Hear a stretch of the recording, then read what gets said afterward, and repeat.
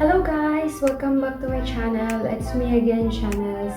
So for today's video, my brother gonna cook chicken tinola with papaya and drumstick leaves. So if you haven't subscribed yet to my channel, please don't forget to subscribe and hit the notification bell.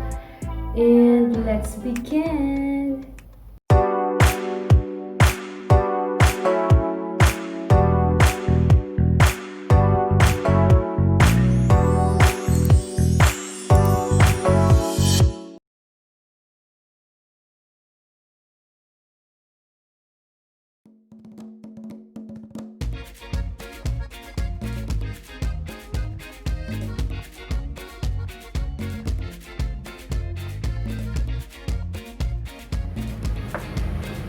This is for chicken tinola for today's menu. For our lunch, made by Chef Joey. Yay!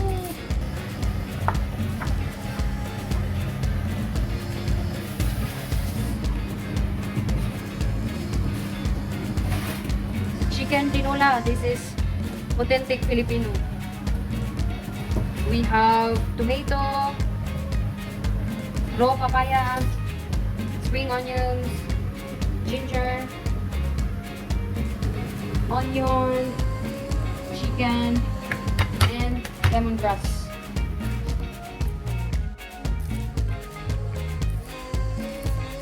This is drumstick leaves. This is the best for our tinola, chicken tinola. Since childhood we are using this.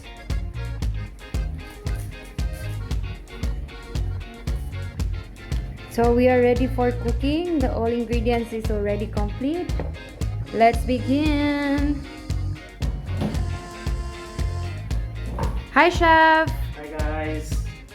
So for today, we're making a chicken tinola with papaya and Malunggay.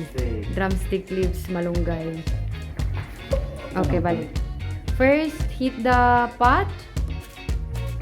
And then oil. Then ginger, and then garlic,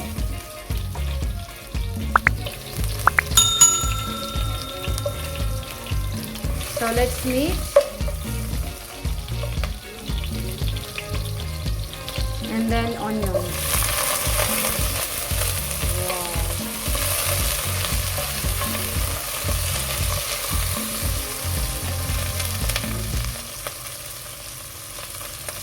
Lemongrass, and then peppercorn. So this is very authentic Filipino dish, which is very famous in our area in Cebu. This is one of the best food, not food, soup. This is kind of soup, but considered as main course. Next is chicken.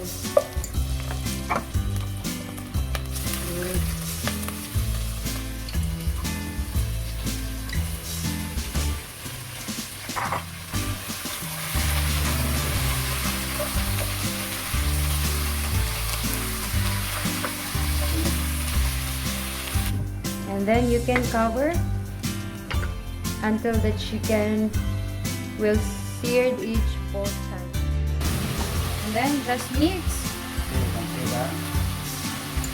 See, you can see the seared mark. So it's almost ready, guys. This is for our lunch. Next is papaya. Make sure you use raw papaya. Otherwise it will become sweet. This soup is very healthy, refreshing.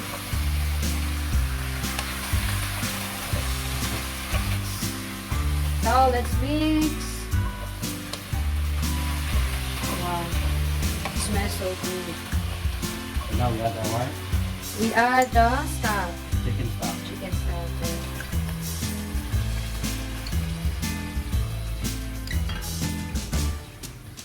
And then simmer it. Chicken minutes.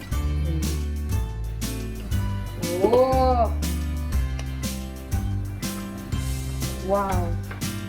Ayan, our chili. Chili.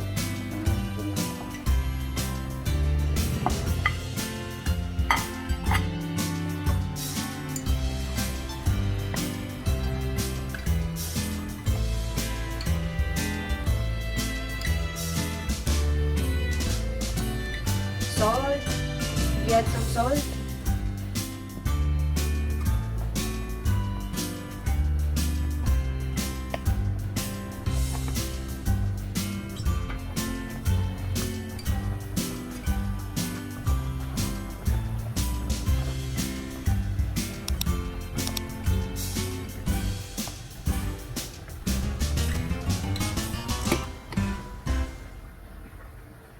My brother is always the best chef in the family.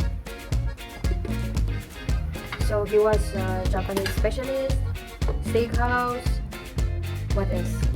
Indian specialist, Arabic, international cuisine. I learned from him how to cook, and he was my mentor, and he was my idol. That's why I came in this field. Hi everybody. Super lang. How's the taste? Super. So, spring onion and finish it up with drumstick leaves, which is, we call it malunggay in our dialect. This is very healthy, guys.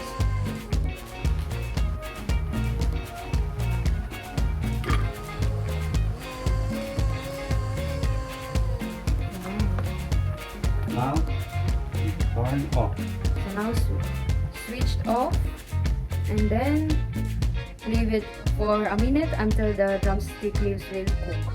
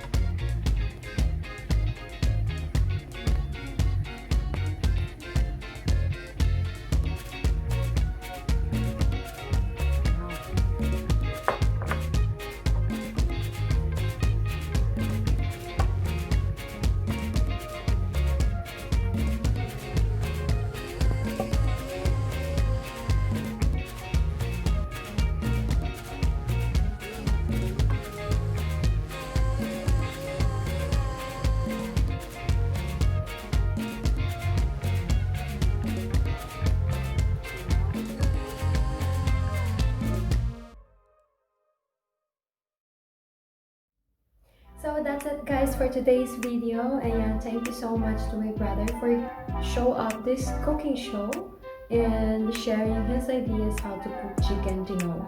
So if you haven't subscribed to my channel, just don't forget to subscribe. And if you have any suggestion for the next vlog, just comment down below in the description box. And that's it, guys. See you on my next vlog. Bye. Mwah.